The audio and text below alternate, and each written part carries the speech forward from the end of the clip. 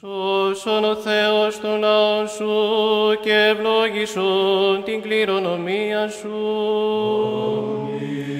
Επίσκεψε τον κόσμο σου εν ελέη και εκτιρμής, ύψωσον κέρας χριστιανών ορθοδόξων και κατάπεμψον εφημάς τα ελέη σου τα πλούσια.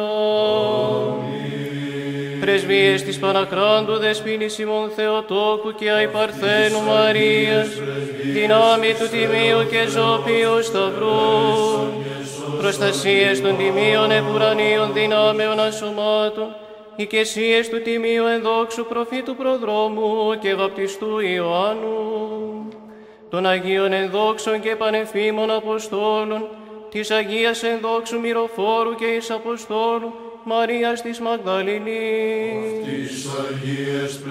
των Αγίων ενδόξων και καλλινίκων μαρτύρων, των Οσίων και Θεοφόρων πατέρων ημών, του Οσίου και Θεοφόρου πατρός ημών Σίμωνος του Μυροβλήτου, του κεκτήτορος της Αγίας Μονής ταύτης, των Αγίων και δικαίων Θεοπατώρων Ιωακήμ και Άνης και πάντων σου των Αγίων. Οικετεύομεν σε μόνε πολυελέ, Κύριε, επάκουσον ημών των αμαρτωλών δεωμένων σου και ελέησον ημάς.